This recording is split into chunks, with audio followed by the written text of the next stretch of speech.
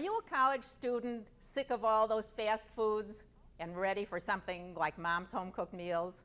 With the help of Rabbi Richard Marker, we're going to prepare some wonderful campus meals that even your mom will be proud of.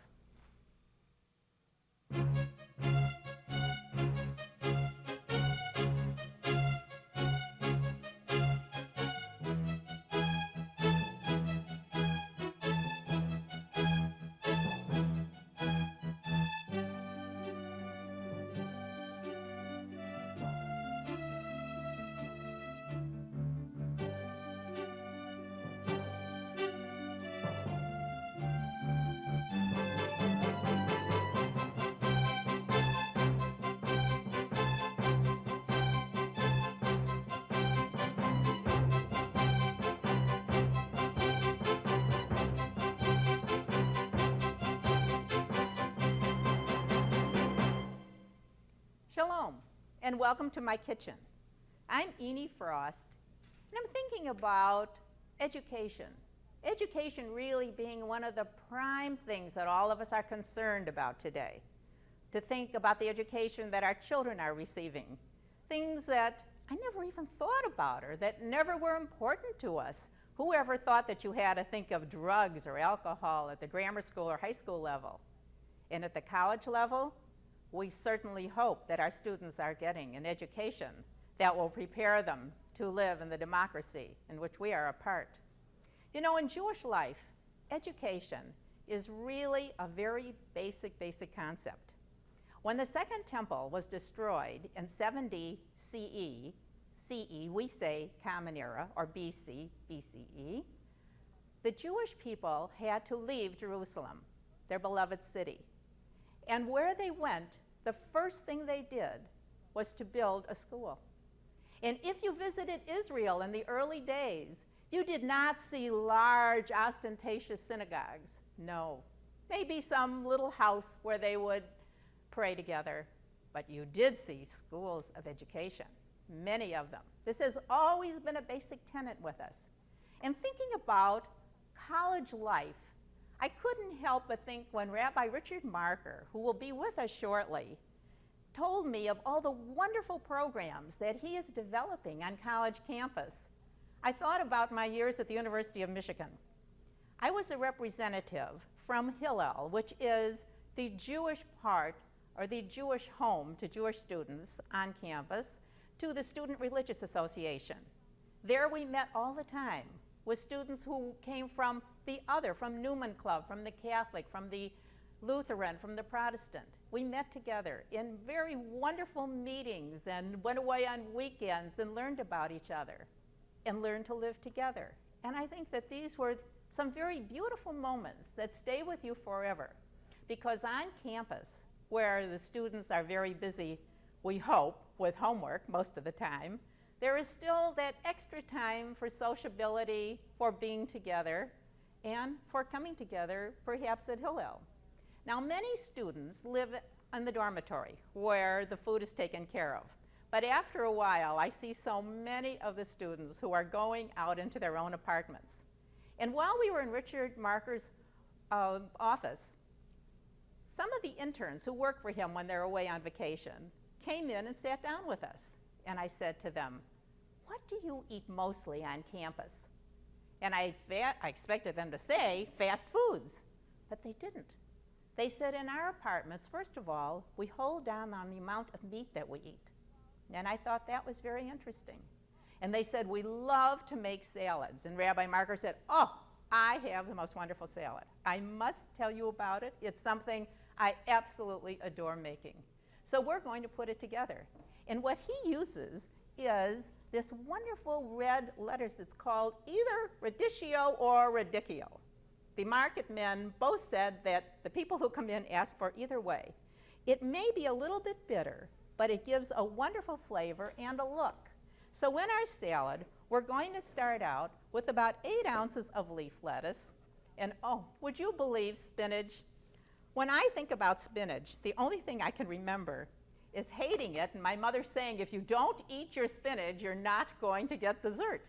Even though one of my most favorite people, Popeye, loves spinach, it still didn't help matters. But today, the students are saying, love spinach, just the leaves, just like this. And Rabbi Marker said, now we want our salad to look very beautiful. So it's color-coded. We have the greens, and now we're going to add our red radicchio. Isn't this going to look nice in it? And for a touch of white, oh, have you used hearts of palm? It is such a wonderful thing to use. Now, when you buy a 14-ounce can, they are in long rounds like this. So either you can slice them across in the rounds, or you can slice them in strips. I did it both ways so that you can kind of get an idea of how it would look either way, or if you're going to make separate salads. Now, the dressing is very interesting. Rabbi Marker said that he really likes to hold mostly to oil, and he likes safflower oil. This is 8 ounces of safflower oil. And then he adds a tablespoon of soy sauce to it. And if you want to, if you really feel that you want to add a little vinegar to it, this is 2 tablespoons of apple cider vinegar. And I think that'll give us a nice taste. And of course, can we ever make anything that we don't put a little garlic in? So let's take a clove of fresh garlic, please. Now, don't you start in with that garlic salt. You know how I feel about that. Or garlic powder. Come on, just put the whole thing together, put it in some kind of a container, and shake it up. And what can be easier than this, than coming out when the students come home in the evening, they love to have a nice salad with perhaps a little garlic bread or something. Now look at how delicious this looks, and it tastes even better. So this is radicchio salad. Then the next one we're going to make is more of a pasta salad. And with this, oh, now they're making all of these pastas in kosher. It used to be a problem finding them. Look at, I even found the little spirals. I have 16 ounces of the spirals. And here's a nice zucchini. I love zucchini squash. You can slice it across or down. And here is Jack's weakness. Are you big on artichokes? A 14-ounce can of artichokes that I have cut into chunks. And here is something that's really special. 4 ounces of capers. I know you're going to like that. And let's make an interesting salad dressing on here. First, we're going to take a ½ cup, and this is pure virgin olive oil. When you use olive oil, please use the best, because that's what makes it worthwhile. And a ½ cup, another 4 ounces of wine vinegar. And to that, we're going to add, oh, this is good. It's going to give it that little tang. 1/4 teaspoon of dry mustard. And here we have, use the coarse pepper. When you're using black pepper, it really is better. About 1/8 teaspoon of the black pepper. And here we have 1/4 teaspoon of salt. And oh, in the yard today, I had the most wonderful parsley. Here's 1/4 cup of the wonderful parsley in the yard. And we also grow chives. And so does our daughter, Bonnie. I said, Bonnie, I'll have to take some of yours that's growing all over every place. Look at how nice these are. Smell delicious. Grow the chives. They're so easy and they're so good. And just take the whole thing, shake it up. And of course, when you make dressings like this, be sure that you mark the outside of it, because if you have some left, you can keep these dressings. Everything that we're making here is parve. That means that there is nothing in anything that we have made that has any meat or milk background to it, so that these dressings can be held, can be kept, and can be used on any kind of a dressing or a salad that you might be making. Even something that's cooked. Let's say you're going to cook your zucchini for your dinner, for your vegetable. You can spice it up with a little of this wonderful dressing. And oh, look at how good this is going to look. So we'll just add it into our wonderful salad. And look at the nice colors of our pasta coming right through here. When you put this on the table, it's something that everybody wants to take a part of. And I think that you really get rave notices. And the students were telling us that this is really the kind of thing they like to make and they like to do. And we're so proud of them, because this is not what I used to see on campus at the dormitory or in the fraternity. So try our wonderful 2 salads.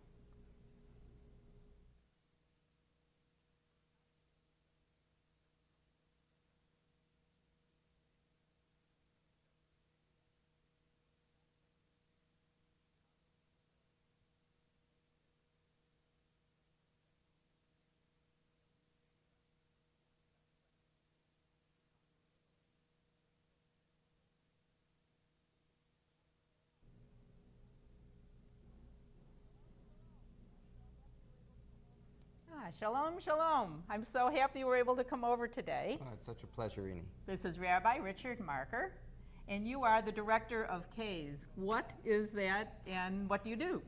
Oh, Hillel K's is the regional office of a well-known national organization, the B'nai B'rith Hillel Foundations, and K's, College-Age Youth Services, is the Chicago and Illinois connection. We are the program within the Jewish community that provides services for students and faculty at university campuses. Our responsibility is the state of Illinois and this part of the Midwest, but there are equivalent programs not only throughout the United States, but Canada and elsewhere in the world. If there are needs of students and faculty at universities for educational programs, religious programs, cultural programs, counseling, and so forth. You do it's our counseling responsibility. Yes, our staff people who wonderful. work on campuses provide personal counseling. Personal counseling, yes, how as well. marvelous. So all of these are available through the Hillel mostly? Is that where That's exactly right. you're programmed and you're centered within the Hillel? Exactly right. Do most campuses in our country have a Hillel program? Well, there are approximately 150 full-time programs at major universities where there's a substantial Jewish population, but there's about 400 Hillel-connected programs. Many of the smaller universities have part-time programs, so that in fact it's very widespread with a wide spectrum of the scope and of services. What provided. about bringing in speakers to campus? Would you be involved in something Absolutely, like that? absolutely. It would be very typical to bring in speakers on any of a number of topics. Sometimes related to political topics or the Middle East, sometimes specifically related to the Jewish religious tradition and contemporary events, absolutely. And people. You know, one of the things that stands out in my mind that I will always remember was a moment at the University of Michigan when they said they were bringing a man named Rabbi Mordecai Kaplan. I said, oh, that's nice. And they said, he's a great man. I said, he is? And they said, when you grow older, you'll realize what a very, very great man he is. And now I look back and think all of the wonderful advantages that we really had, and hopefully that we took advantage of some of them, not all of them. Well, it's interesting, you mentioned Mordecai Kaplan, who, of course, was the founder of Reconstructionism. One of the unique elements of what Hillel does is provide a full range of pluralistic Jewish opportunities. It's the one organization in the Jewish world which at the same time provides for Orthodox needs, conservative needs, Reform needs, Reconstructionist needs, those people who have a secular commitment, those who may be interested in Zionist activities. It's the only organization in the entire Jewish scene which is expected and does provide for that full range of needs and interests. Now that's interesting, but I also heard about a secret passion of yours, and I understand that you love to cook. And you said that you are going to make something for us today that's really special and that the students could make themselves. It's not that complicated, although it sounds pretty complicated to me. What are you going to do with these wonderful chicken breasts? Okay. Well, one of the kinds of things that it flows directly from what we just said, I learned how to cook during my years working on college campuses. We used to, when I was a rabbi at Brown University, as a matter of fact, for many years, we had a large home and very frequently had students who joined us. Just as I talked about the diversity of programs, one of the kinds of things I learned about was the eclectic nature of cooking. Because in fact, Jews have lived everywhere in the world. And wherever they have lived, they have absorbed the culture of the community. So one of the kinds of things that we're going to be preparing today is something which is kind of vaguely Mediterranean, really northern Mediterranean. So should we call it Mediterranean chicken? We will chicken? call it Mediterranean chicken. Oh, I good think name. that's terrific. And we're going to make it with couscous, which, as you know, is primarily a North African starch, widespread in much the same way that rice is well known in the Far East. You'll have to teach us. We don't even know what it is. Okay. Well, terrific. Now, how do we work our breasts first? What are you going to do with them? Okay. Well, what we're going to do is we're going to make this a fancy way. Oh my gosh. One doesn't have to make it this way, and you were talking about students. I suspect if you're students or if you want to have a lot of people over and you don't want to do everything we're talking about, it's very easy to cut out the process we're about to do. But we're going to do it as if we have the deans over, as it were, instead of just a group, and we're therefore going to make it with chicken supremes. I suspect, by the way, in the Mediterranean they don't usually go to quite the trouble that we're going to, but you're going to take off that skin, right, take off that cholesterol. That's right. You know, one of the kinds of things I learned on campuses is the interest on students and faculty of cutting down extra fats and cholesterol and so forth. Wonderful. So that one of the advantages of making this recipe, of course, is that we'll be able to both skin and bone the supremes. Is it hard to take the skin off? Well, it really isn't hard. One can take, as we have here, a paring knife. Frankly, one can just do it by hand.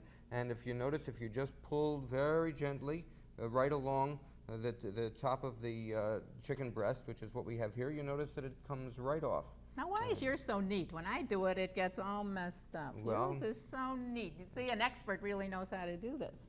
But you know what? It doesn't really matter, because this is the kind of dish that if you do it the fancy way or you do it in a simpler way with the skin on and the bones on, the basic flavor is going to be quite the same. The only thing we want to be careful of, as you know, Eenie, is that if we're going to make it with the supremes, we want to be careful not to overcook it, and we want to make sure that we saute it carefully rather than poach it in the liquids, because otherwise it will get a little bit less tender.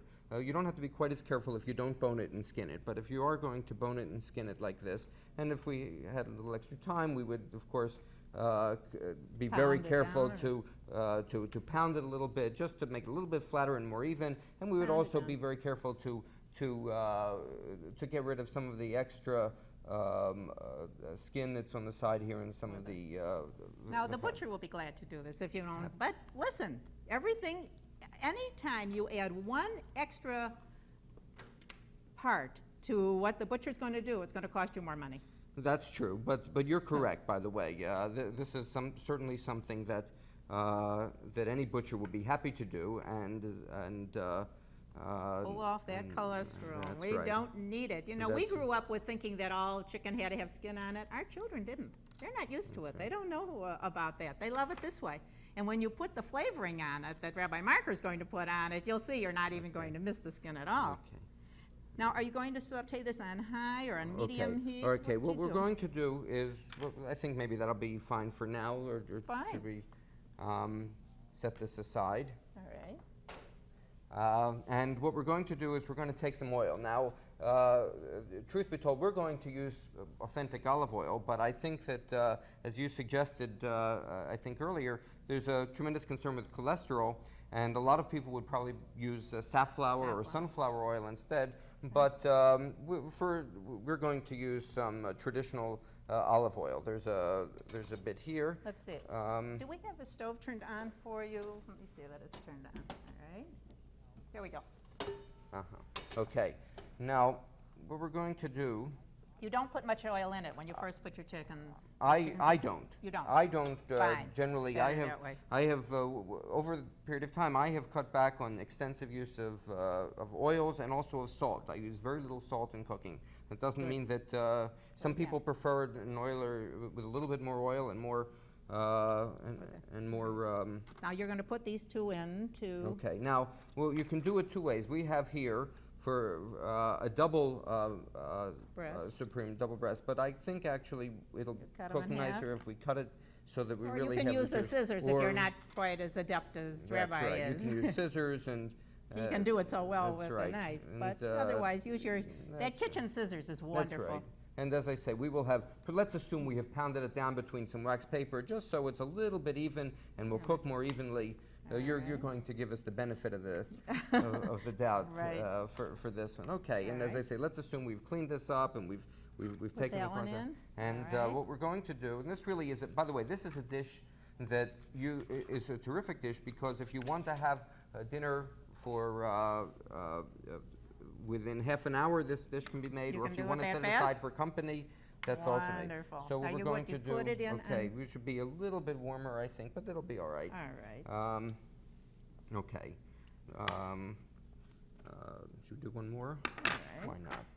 Okay, we're going to maybe bring it up to a little higher temperature because we don't want it to cook slowly. We want it to saute through. Now, what are you going to quickly. put on it? What's your Okay, secret now, ingredient what of putting it we're- in? The flavoring that we're going to do is basically, it's going to be made with olives, grapes, some mint, and some wine. And here's some fresh mint from our yard. Oh, terrific. So we thought you Isn't would that like terrific? that. Terrific. Now, of course, if it turns out we have here the olives that have the pits out and so forth, and the pimentos out, well, you don't want the pimentos in there. If it turns out, just very quickly, if it turns out you have the pits, just squeeze the olives very carefully and the pit will come right out. Do you put the wine on first, or do you put No, this in first? what we're going to do is after... well, we'll say it's sauteed let's already. assume it were sauteed. Right. What we would do is we would take it out. Should we do that now? No, we'll just let it offset. Okay, we'll describe. If once it's sauteed, you take it out, put it in here temporarily. Get rid of the oils at that point. Just because pour you're the going oils to out, use the wine. and then pour some wine in, deglaze the pan. If you're where's our wine?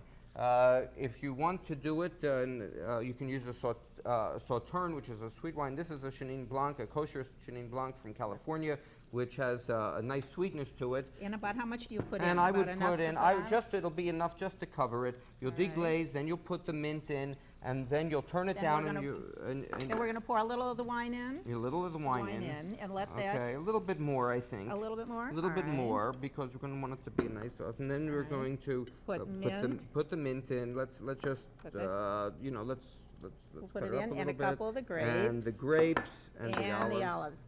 All right. Terrific. And now, while that's cooking, you're No, going let's- to put your base now in. let's cover. Oh, cover that. Let's cover it, All and right. at that point we would also turn it down. Oh, all Because right. we don't want it to overcook. At this point, it's going to be cooked, sautéed maybe 6-7 minutes altogether, and you would cover it. It'll be ready. And at this point, it's ready. Now, And how are you going to prepare this? now the couscous. Okay, what we're going to do is let's also turn this on while we're doing this first part. All right. And that's on. We're How going are you to. going to put this I'll- in here? He's okay, got I'll a show you. secret. Okay, we're going to put a little oil right in here because we're going to do this. And then the classic way of making couscous, of course, is in a couscousière, which means that the juices from here would be absorbed by the couscous. We're going to do it in a modified American fashion. We're going to put a little bit of oil in here. We're going to take our hands. Oh my goodness, This is that's a very, how it works. This is a way, and you want to have all the. You really have to get into this, I All can the see all that. the couscous just covered with a little bit of olive oil. You see, so that I each see. piece does it, so it doesn't stick together, and then. You would, you notice put we it have in? it all over our hands. Naturally, that's but a you good know, part. we're among That's the good friends. part. And then you put it in here, as I say, stirring with And then you're with going a to spoon. add a little. Okay, we want to stir it just a little bit so that all the pieces of the couscous are covered with oil. And then as soon as you think that's done, terrific, what we will do is we would take some broth. Oh, we have some chicken broth. Some and chicken you broth. can easily make it if That's right. You can have chicken broth. Go ahead. you can use either the kosher chicken broth is really very good. And it isn't too salty. You have to watch it. Some Okay. of the little squares are Okay. too salty. All right. And just stir it around very easily, and then pour it in. And this is almost as if you were making rice. Okay. goes At very this point, fast if you put the very top fast. on You put it. the top on. Then we're going to. We want to bring it to a boil, and then as soon as it comes to a boil, we put the top on. Okay. And it will cook down and absorb. This whole thing will be very would be very quick. Now, the preparation, and this is how it's going to look. Because when it cooks together, here we have that on the bottom, our chicken on the top, and here's our grapes. Oops, hot. You just took it out of the oven. And this will be a wonderful thing to serve. I can't believe this. You're really a gourmet. Where do you have time in between everything? Well, you know, one eats every night anyway. So you make something special. Once you learn the technique of cooking, it doesn't take any longer to cook good food than just something ordinary. And Thank this is you terrific. so very, very much, Rabbi Marker, for being with us. Please come back and do something else another time. It's my pleasure. Thank you.